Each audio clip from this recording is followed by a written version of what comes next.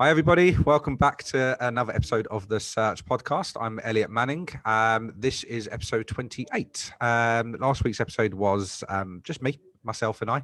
Didn't have any guests on the show. Wanted to tell everyone a bit about me, but now I'm back to it. Got some fantastic guests lined up. And to start off with, I've got Sally. But I'll let Sally do the introduction for who she is. Hi, thanks so much for having me on. I'm really excited, actually. I woke up this morning thinking, God, this is going to be a good day. So thank you so much for having me on. Yeah, I'm Sally. What do you want to know? Ask away. Tell us, me, what are you up to? What do you do? Where are you? Where am I? So my name is Sally Spicer. I have worked in recruitment for over 20 years now, which probably makes me sound absolutely ancient, but I still love it. I still love it as much today as I did literally on my first day in recruitment. I currently work for a big group called Gattaca PLC. It's a big national firm, and one of the brands within that firm is Barclay Meade, where I've been for the last 10 years. And I joined at the kind of inception of Barclay Meade. So it was historically a business called Matchtech, the Matchtech Group, and they at that time were trying to branch out, trying to go multi-site, trying to diversify their portfolio and create a professional services division. And that's where I came on board, because I'd had 10 plus years experience within those fields before. Yeah. So I came on board to help them kind of set up their finance and accountancy division. And I've been here ever since. Fantastic. Before we go into that, which we'll touch base on kind of the present, tell us about the past. You know, when did you start in recruitment? Why recruitment? And kind of your journey in recruitment. You know, I'm sure there's a lot into it, and you worked for a huge corporate before Barclay Meade anyway. That's right. So I started off so I live in Portsmouth, born and bred, and I started off in a little high street agency. I'd gone to college, gone to university, hated university. I thought, do you know what, this just isn't for me. I left after like one semester. I probably didn't give it a good try, but left after one semester, went and got a job in a pub. And then from that, I got my first like kind of little office job.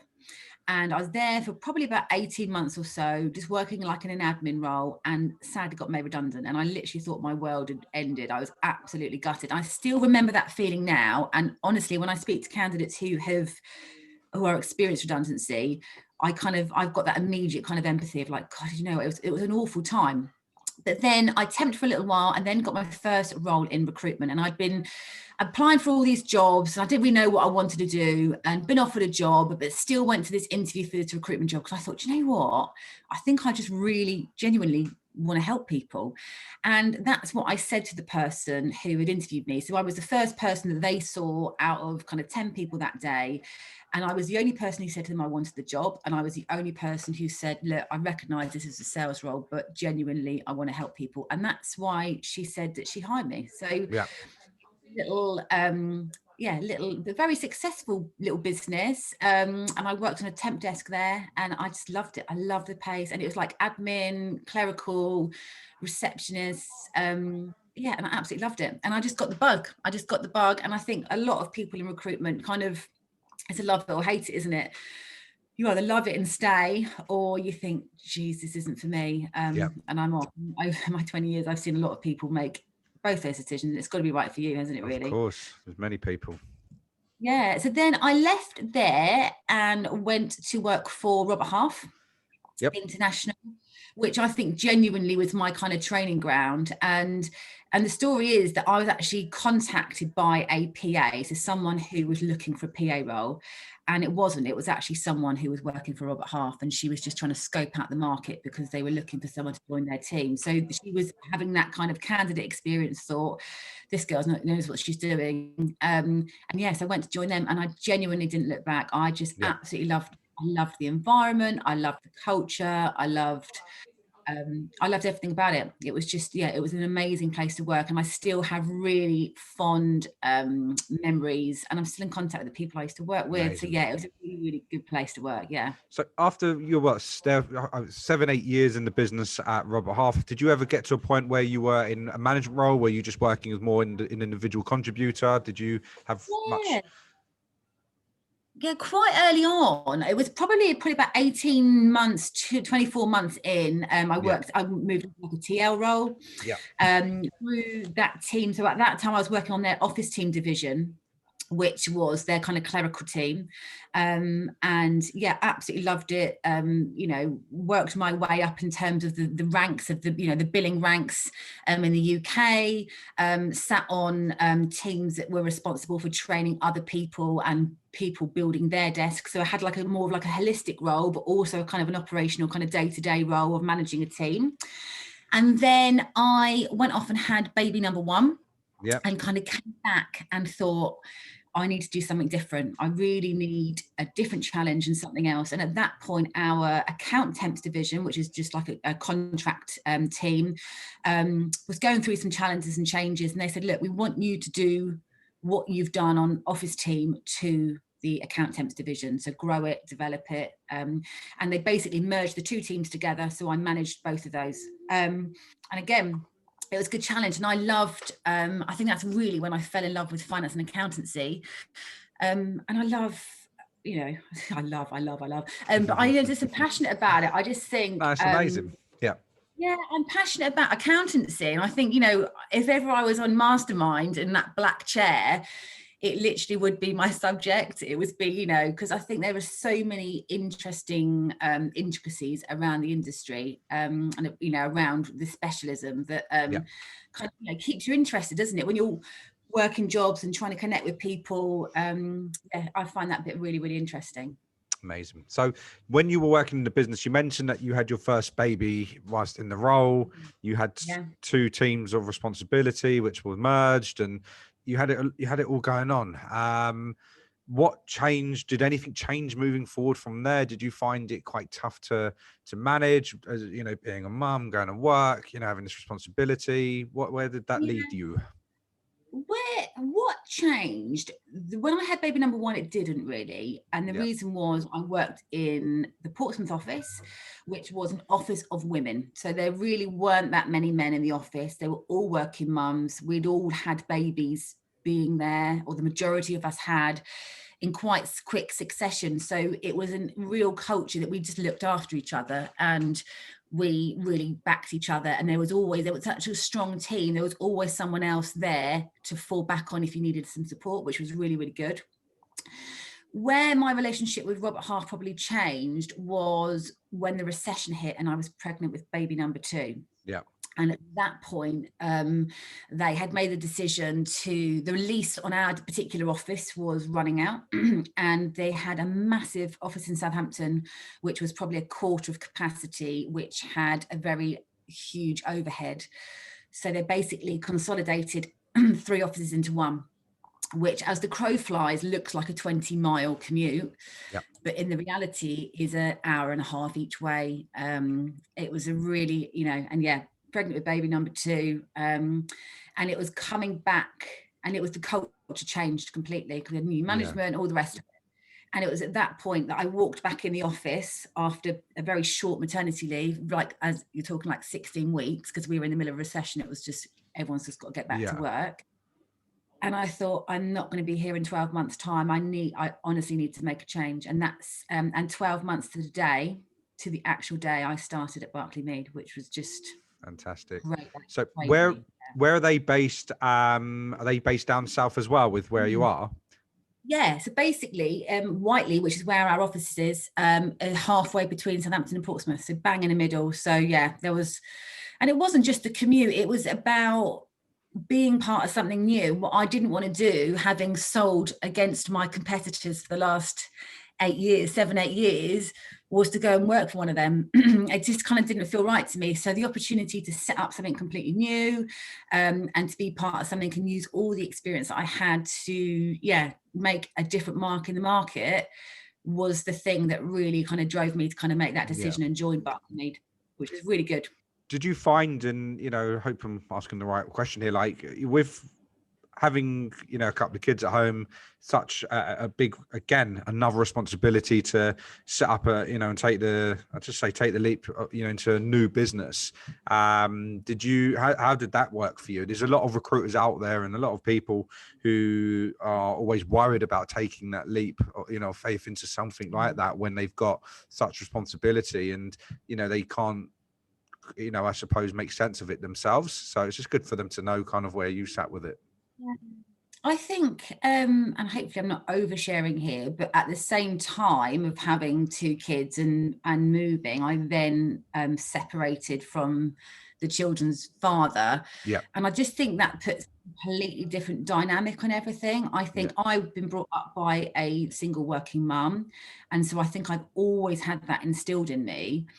And I think I've been very fortunate that I've earned a decent wage because of the longevity that I've worked in recruitment, but all of a sudden the burden was on me. I did have a very, very good support network. And actually the culture when I joined Barclay Meade was very different to that of Robert Half. And there's pros and cons, but there was the culture of, it was a 8:30 to 5:30.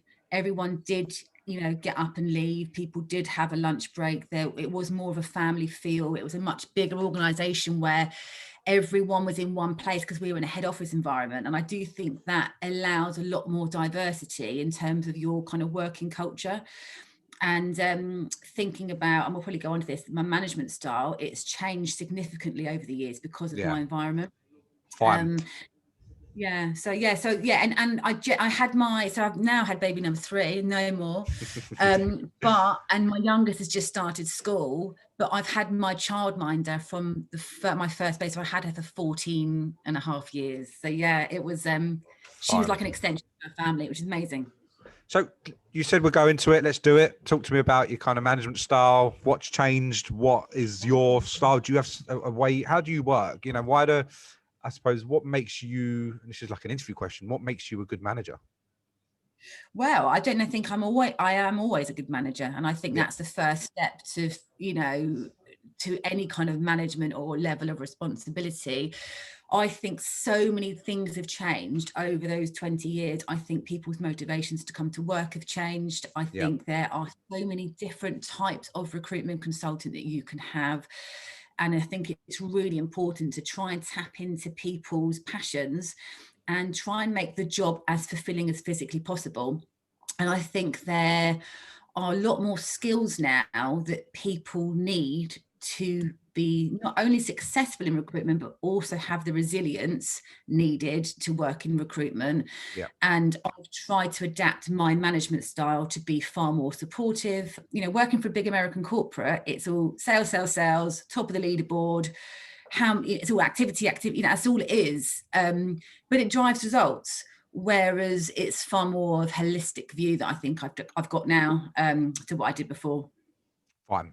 Have you done anything to help? Have you got mentors? Have you got any advice to others to help themselves develop the way that you may have?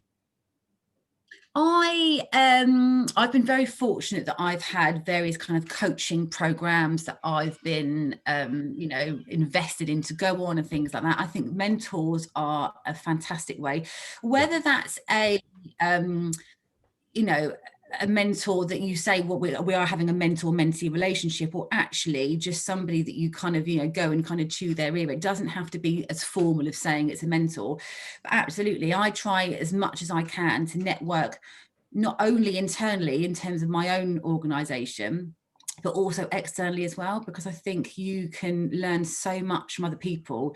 I love hearing other people's point of view. I think it's so important. And I try to innovate as much as I can to try and get the best out of people, really.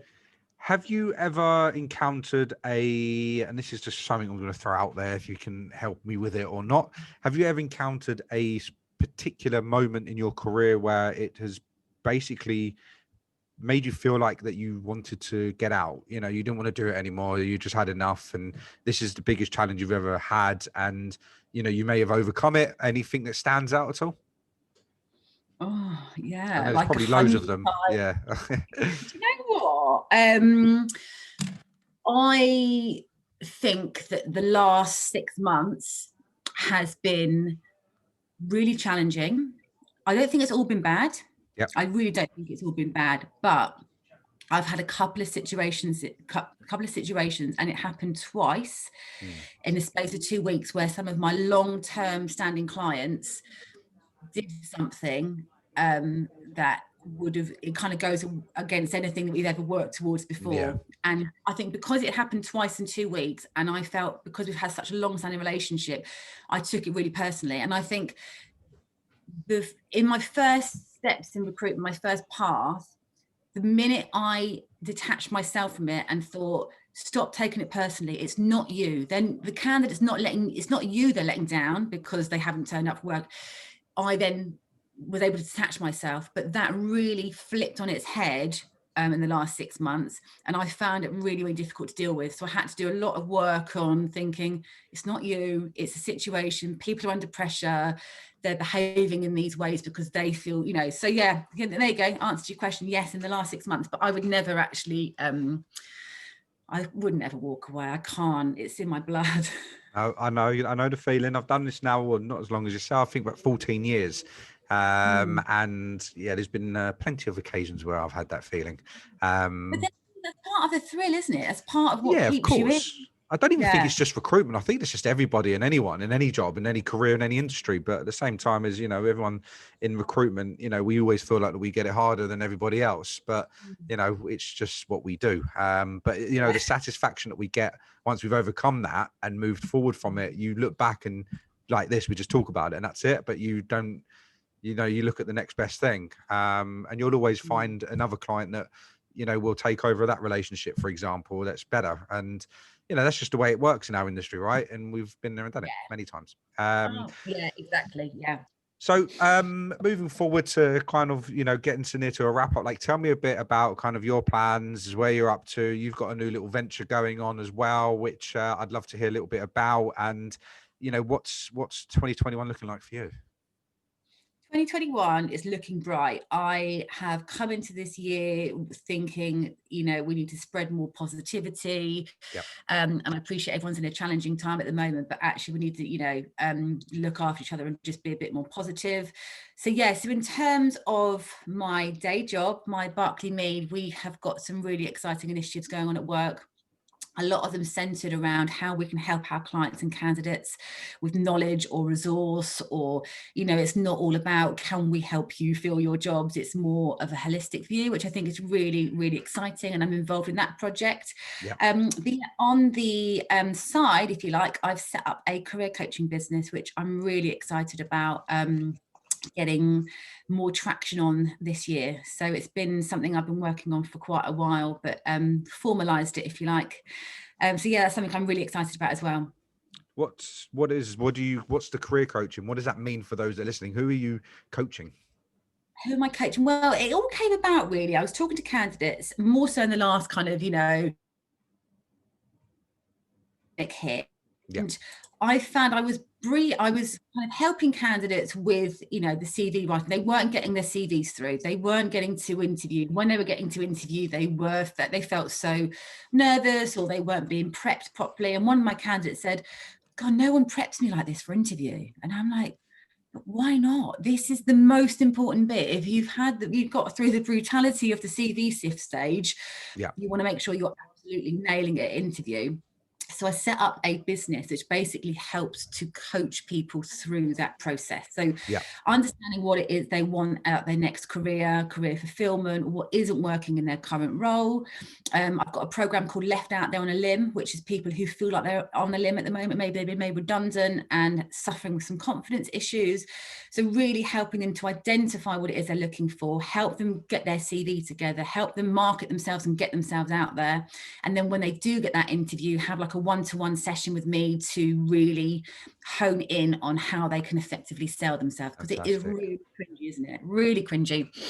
And then off the back of that, there's lots of people out there who potentially are happy in their role, they don't want to move, but they lack a bit of kind of career development and they're not being invested in by their current businesses. So I've set some programs up to help them with, you know, being more visible at work, climbing that career ladder, having more difficult conversations and, you know, just being heard. And trying to kind of develop themselves and making themselves more fulfilled in the careers that they've got. Amazing. So for anyone listening in and they need advice, definitely reach out to Sally. She can go through all that with you. Anyone that's, you know, found themselves in a difficult position from not even just the last year, just in general, when it comes to finding a job, work across the board, reach out to Sally. I mean, is there anything times of like for your team, you know, business that you've got plans for this year? Or is it just a case of head down, let's, you know, get through, you know, a good year now? We are doing quite a lot in terms of innovating what we do, innovating our value proposition, innovating the way that we're approaching market. We've brought in video interviewing, which I absolutely love. And I'm sure we've spoken to lots of recruiters who are using this as well, and engaging via video. We're doing lots more on our kind of own personal branding and the branding of our business. And just trying to, I don't change things up. I mean, we've both worked in recruitment for a long, long time. Things have changed significantly, but I think now more than ever, there is so much more opportunity at our fingertips to help people and to stay on top of the game. So I think it's a really exciting time for the industry. I really do. Definitely. It's unpredictable in terms of where the market's everywhere, you know, is going. I think, you know, it's all a bit out of our control, which is the hardest thing. But in order to do our job, the resources, the tools, the technology, from an infrastructure perspective, like you just said, is extremely good. It's never been so good. So, you know, we've got there's so many ways that we can work remotely through different products and services, like you said. So makes our job a lot easier wherever we are. And also, we've both worked through a recession before. You know, we've worked in recruitment for long enough to know things will return, they will bounce back. So I think it is, you've just got to do all the things that you are doing now, keep going, because it will come good. It really 100%. Will come good. Patience is a virtue. And unfortunately, when we're in a sales role, especially in recruitment, you don't have much patience. And, you know, want things done now and here and there, but, you know, it doesn't always work like that. But Sally, look, I really, really, really appreciate your time. It's been fantastic speaking to you, getting to know a bit more about you, your journey, touched on quite a few things. I've got loads of notes here that I'm going to be using. We'll put a few little teaser videos out, you know, before this gets released, which will be next week. I think that if anyone has any questions, I mean, I'm going to share your details regardless. They definitely should reach out to you if they're based down south and they're looking for a job, you know, and they're interested in your marketplace, which I'll be sharing information of. Then feel free to reach out to Sally directly for her team. And if there's anyone looking for some career advice, coaching and help, definitely get in contact with her, because she's got this new venture set up where she can actually, you know, give you all the information that you need and advice and help. Again, thank you. Have a very, very good new year. And it's been great getting to know you. Thank you so much. Let's stay connected. Thanks, Elliot. 100%. Take care. See you later. Cheers. Bye. Bye.